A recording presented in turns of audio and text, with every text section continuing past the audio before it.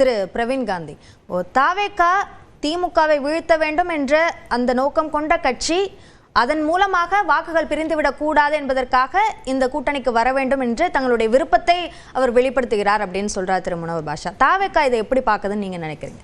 அதாவது மேடம், தமிழக சட்டசபை இருக்கிறது ஜார்ஜ் கோட்டை. டெல்லியில் இருக்கிற அடுத்த ஆசை எல்லாருக்கும் எங்கே வரும்னா, டெல்லியில் இருக்கிற செங்கோட்டை மேலே ஆசை வரும். நீங்கள் ஜார்ஜ் கோட்டையை கைப்பற்றினாலும் செங்கோட்டையை கைப்பற்றினாலும் வெறும் செங்கோட்டையனை மட்டும் வச்சுக்கூடாது, பத்தாது. நீங்கள் வியூகம் அமைக்க வேண்டும். இப்போது எல்லாருக்கும் ஒன்று தெரியுது, நான் திரு விஜய் அவர்களுக்கு ஆரம்பத்திலேருந்து சப்போர்ட்டாக பேசிக்கிட்டு இருக்கேன். என்ன காரணம்னா, படிப்புக்கு அவர் நல்ல ஃபோக்கஸ் பண்ணார். யங்ஸ்டர்ஸை பாதுகாக்கணுன்ற ஒரு எண்ணம் அவருக்கு இருக்குது படிப்பின் மூலமாக. ஏன்னா இன்றைக்கி தேவை 10 வயசு 12 வயசு பசங்கள்லாம் இன்றைக்கி போதைக்கு அடிமை ஆகிற இதுலேருந்து மீட்டெடுக்க ஒரு தலைவன் வேண்டும். அது திரு விஜய் அவர்கள் மாதிரி ஒரு ஆள் வந்தார்னா பேச்சு கேட்பாங்க, யங்ஸ்டர்ஸ் கேட்பாங்க. அப்போ திரு விஜய் அவர்கள் வர வேண்டும். அந்த விஜய் அவர்களுக்கு 15% 20% நான் அப்போ இருந்தே சொல்லிக்கிட்டு இருக்கேன். அதுக்கப்புறம் கிஷோர் சொன்னார், பிரசாந்த் கிஷோர் சொன்னார், அவரும் கன்ஃபர்மேஷன் கொடுத்தாரு. நேற்று தமிழருவி மணியன் அவர்கள் பேசும்போதும் குருவி படத்து நாயகனுக்கு தமிழருவி மணியன் ஒரு சிறப்பான ஒரு விஷயத்தை சொல்லியிருக்காரு. என்ன சொல்லியிருக்காருன்னா, நீங்கள் கூட்டணி போங்க. ஏன்னா கிட்டத்தட்ட ஒரு காமராஜுக்கு முந்தின காலகட்டத்திலேருந்தே தமிழருவி மணியன் என்பவர் இந்த அரசியலை உற்று நோக்கி கொண்டிருக்கிறார். அப்போது எல்லா பாதைகளும் ரோமை நோக்கி அப்படின்னு ஒரு பெரிய வாசகம் ஒன்று, ரொம்ப ஃபேமஸான வாசகம் அது. அந்த வாசகத்தின்படி இன்னைக்கு தமிழக அரசியலில் எந்த மாற்றம் வந்தாலும் அது திரு விஜய் அவர்களை முன்னிலைப்படுத்தி தான். விஜய் என்ன முடிவெடுக்க போறார், அதை வச்சு தான் அடுத்து 2026 அரசியல் என்பதை.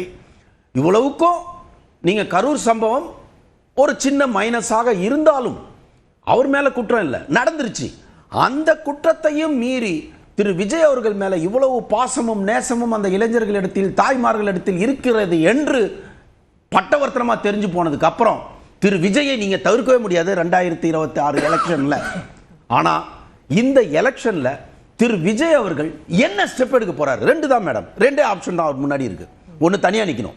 தனியா நின்னா என்ன நடக்கும்னா, கன்ஃபார்ம் 20லேருந்து 25 மைட் பி யாரோ 1-2 சேர்த்து 25 வரலாம். எத்தனை வரும்னா, நான் இப்போ சொல்கிறேன், ஒரு 15லேருந்து 20 சீட் எடுத்தாலே பெரிய விஷயமா இருக்கும். ஆனால் எல்லா இடத்துலையும் அதிர்வு ஏற்பட்டிருக்கும். இது யாருன்னா சார் சொன்ன மாதிரி இது டிஎம்கேக்கு தான் பலமாக மாறும். எதிர்ப்பு ஓட்டுகள் இங்கே செதறும் போது திருப்பி டிஎம்கே வரும். அப்போது திரு விஜய்க்கு சினிமாலே ஆபத்து வரும். நான் இப்போ சினிமாவில் நான் ஒரு தயாரிப்பாளர் சங்கத்தில் நான் ஒரு போட்டியிடுற ஒரு மெம்பராக இருந்து நான் சொல்கிறேன், நான் சினிமாவுக்கே அவருக்கு பிரச்சனை வரும். நாளைக்கு அவருடைய படங்கள் வரும்போது பெரிய பிரச்சனைலாம் அவர் ஃபேஸ் பண்ண வேண்டியது வரும். அதனால் திரு விஜய் அவர்கள் ஒன்று போட்டு பார்த்தலான்னு வரலாம், ஓகே போட்டு பார்த்துடலாம் அப்படின்னு போட்டு பார்த்தாருன்னா மைட் பி ஒரு அதிர்வை ஏற்படுத்தின ஒரு அரசியல்வாதியாக இருப்பார். ஆனால் எம்ஜிஆர் ஆக முடியாது. ஏன்னா எம்ஜிஆர் இருக்கும்போது ஒரே ஒரு கருணாநிதி அவர்கள் தான் இருந்தார். இன்னைக்கு அப்படி கிடையாது. டிஎம்கே இருக்கு, ஏடிஎம்கே இருக்கு, இப்போ அண்ணாமலை இருக்காரு, பிஜேபி இருக்கு. நீங்க தான் சொல்றீங்க அவரை வைத்து தான் தமிழ்நாடு அரசியல் அடுத்த கட்டத்தை நோக்கி நகரும் அப்படின்றது. அது என்னவா ஆக போகுதுன்னா, நீங்க எடுக்கிற முடிவு கூட்டணியாக இருந்தால் உங்களை அசைக்கவே முடியாது. துணை முதல்வர்னு கேளுங்க, தாராளமா கொடுப்பாங்க. ஆனா நீங்க தான் முதல்வர்னு கேட்டு நீங்க பண்ற அளவுக்கு நீங்க இதற்கான நேரத்தை இதற்கு முன்னாடி ஒதுக்கி இருக்கீங்களா? ஒரு 10 வருஷம் அனுபவம் இருக்கா? கேட்பாங்க, மக்கள் கேட்பாங்க. மக்கள் உங்களுக்கு பிடிக்கும். I love Vijay, every one love Vijay. But நாளைக்கு அந்த இடத்துல போயிட்டு நீங்க என்ன பண்ண போறீங்க அப்படின்ற கேட்கிற கேள்விக்கு பதில் நீங்க ரொம்ப அறிவுபூர்வமா நம்ம பார்க்கணும் மேடம். ஏன்னா அங்க போய் என்ன பண்ண போறீங்க? உங்க பசங்க ரெடியா இருக்காங்களா? நல்லா உங்களுக்காக உயிரை கொடுக்குற பசங்க இருக்காங்க. அந்த பசங்களை வச்சு ஆட்சி அமைக்க முடியாதுங்கிறதா நிஜம். இன்னும் 5 வருஷம், இன்னும் ஒரு 10 வருஷம் கழிச்சா கன்ஃபார்மா திரு விஜய் அவர்கள் முதல்வராவதை யாராலும் தடுக்க முடியாது. ஆனா இந்த முறை அவர் ஒரு 20% வாங்கி ஒரு 15-20 சீட்டு வாங்குற ஒரு அதிர்வுக்குள்ள நபரா அல்லது பவன் கல்யாண் மாதிரி ஒரு புத்திசாலித்தனமான ஒரு முடிவை எடுத்து அவர் துணை முதல்வராக வந்தார்னா அவரை யாராலையும் அவரை தடுக்க முடியாது. அவரோட வெற்றியை தொடர்ந்து. இன்னொரு பிரச்சனை என்னன்னா மேடம், இன்னைக்கு யங்ஸ்டர்ஸோட ஃபாஸ்ட் நான் சொல்றேன், அவங்களுக்கு நீங்க தொடர்ந்து வெற்றிகளை கொடுத்துக்கிட்டே இருக்கணும். ஒருவேளை இருந்தா இப்போ சீமானே இப்போ என்ன பண்றதுனே தெரியாம தடுமாறுறாரு பாத்தீங்களா சீமான். காரணம் என்ன தெரியுங்களா? வரப்போற தேர்தலில் பெருசா பாதிக்கப்படுறது சீமான் தான். யாரால? திரு விஜயோட என்ட்ரியால. விசிகா பாதிக்கப்படும். இல்ல அவர் களத்திலே இல்லாதவர்னு சீமான் சொல்றாரு. இப்ப விஜய் களத்துல இல்லாம இருக்காங்க அப்படி சொல்றாரு. இல்லம்மா, சீமான் அவர் களத்திலே கெஞ்சாதப்பா, என்னை எதிர்த்து பேசுன்னு எனக்கு கெஞ்சாதப்பான்னு ஓப்பனா சொல்லிட்டாருங்க. அந்த லெவல் தான் சீமான். தம்பி சீமான் வந்து அவ்வளவுதான்.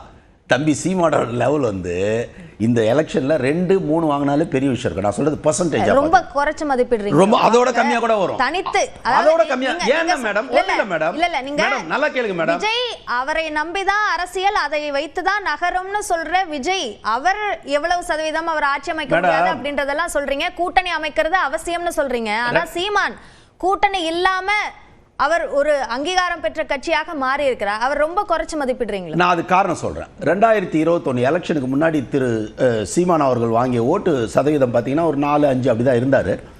நீங்க நல்லா ஸ்ட்ராங்கா 8க்கு வந்தது எங்கன்னா 21ல. என்ன காரணம்னா மக்கள் மாற்றத்தை எதிர்பார்த்தாங்க. அப்போ 21ல ரஜினிகாந்த் ஆல்மோஸ்ட் வர மாதிரி இருந்து கடைசி நேரத்தில் அவர் வரலன்னு மக்கள் இப்ப மாற்றத்துக்கு அப்போதைக்கு சீமான் தெரிஞ்சதுனால அந்த அதிருப்தியாளர்கள் அங்க போயிட்டாங்க. அப்படியாக சீமானுக்கு 8 வந்ததே தவிர சீமான் மேல தனிப்பட்ட வகையில் அட்ராக்ஷன்லாம் கிடையாது. ஆனா விஜய் அப்படி கிடையாது. தனிப்பட்ட வகையில் இன்னைக்கு இருக்கிற 30ல இருந்து 40 வயசு இருக்கிற அத்தனை பேர் பெண்களும் ஆண்களும் அவரை 30 வருஷமா டிவியில பார்த்து பார்த்து ஃபேன் ஆகி போய் அவர் வந்தா ஓட்ட போடாது எப்படி வேணா ஒரு பொம்பளை ஒரு லேடி சொல்றாங்க, என் வீட்டுல 9 ஓட்டு இருக்கு, யாராவது மாத்தி போடுங்க. இதுதான் நீங்க சொல்ற இந்த விஷயத்தை தான் திரு தமிழறிவுமணியன் சொன்னார்.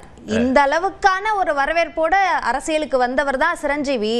ஆனா வெற்றியை அவரால் உறுதிப்படுத்தவே முடியல அப்படின்ற அந்த விஷயத்தை அவர் குறிப்பிட்டு சொல்றாருல. அப்போ நீங்க சொல்ற அந்த அம்சத்தின் அடிப்படையில் அந்த வரவேற்பை வச்சு அவர் வாக்கு வாங்கிடுவாருன்றத சொல்ல மேடம். அதே தான் ஒரே ஸ்ட்ராட்டஜி தான் மேடம். அப்ப சிரஞ்சீவி சார் வரும்போது எதிரில யார் இருக்காங்க ஸ்ட்ராங்கா இருந்தது. இங்க ஸ்ட்ராங் இல்லங்கிறது தான். இங்க என்ன ஸ்ட்ராங்கா ஆளும் கட்சி ரொம்ப குற்றச்சாட்டுகளோட இருக்கு மேடம். தூய சக்தி தீய சக்தின்னு போல்டா பேசுறாரு மேடம். இல்லன்னு சொல்ல அவங்க எல்லாரும் பேச முடியல மேடம். தீய சக்தி தூய சக்தியோட ஒரு மாய சக்திக்கு தேவைப்படுது. ஒரு மாய சக்தி இப்ப தேவைப்படுது. அந்த மாய சக்தி திரு விஜய் கூட்டணியில தான் அது மாய சக்தியாக மாறும். வெறும் தூய சக்தி தீய சக்தின்னு பேசிக்கிட்டு இருந்தா நிச்சயமாக ஏதாவது என்னன்னா மக்களை பொறுத்த வரைக்கும் டிஎம்கேக்கு ஆல்டர்னேட்டிவ் யாருன்னு பார்த்தா ஏடிஎம்கே தான். இல்லங்க ஏடிஎம்கே இல்லங்க விஜய்ங்க அப்படின்னா விஜய் தனிப்பட்ட முறையில் இன்னும் நீங்க பெர்ஃபார்ம் பண்ணல. உங்களுடைய என்ன சொல்றது அட்ராக்ஷன் இருக்கு. இப்போ எம்ஜிஆர் வந்தார் மேடம். வரும்போது அவருக்கு பெரிய நீண்ட ஒரு வரலாறோட வந்தார். அவரு நீண்ட வரலாறு. ஏன் ரஜினிகாந்த் சார் பயந்தாரு? ஏன் தயங்கிக்கிட்டே இருந்தார்? கடைசி வரைக்கும் அந்த தயக்கத்துக்கு காரணம் என்ன தெரியுங்களா? ஒருவேளை அப்படிங்கிறது அவருக்கு இருந்தது. அந்த ஒருவேளை அப்படிங்கிறது திரு விஜய்க்கும் இருக்கிறது. ஏன்னா இன்றும் அவருக்கும் தெரியும் 20 தாண்டாது 20% தாண்டாதுன்றது. ஆனால் 20% நீங்க புத்திசாலித்தனமா எடுத்துட்டு போய் கூட்டணி வச்சு ஏடிஎம்கேவோட ஜாயின் நான் தான் துணை முதல்வர்னா அவங்க they are ready to give அப்படின்னும் போது அதை யூஸ் பண்ணிட்டு போறதுதான் புத்திசாலித்தனம். இல்லனா உங்க கூட இருக்கிற உங்களுடைய தொண்டர்கள் உங்களுடைய ரசிகர்களே டயர்ட் ஆயிடுவாங்க. Okay okay. வெற்றி தான் இன்னைக்கு ரொம்ப முக்கியம் மேடம். உங்க கட்சி பேர் என்ன? வெற்றி கழகம். வெற்றியை நோக்கி பயணங்கள் செய்யுங்கள். வேற எதுக்கோ பயணம் செய்து உங்களுடைய தொண்டர்களை டயர்ட் ஆக்கிடாதீங்க. அவனுங்க ரொம்ப ஃபாஸ்ட்.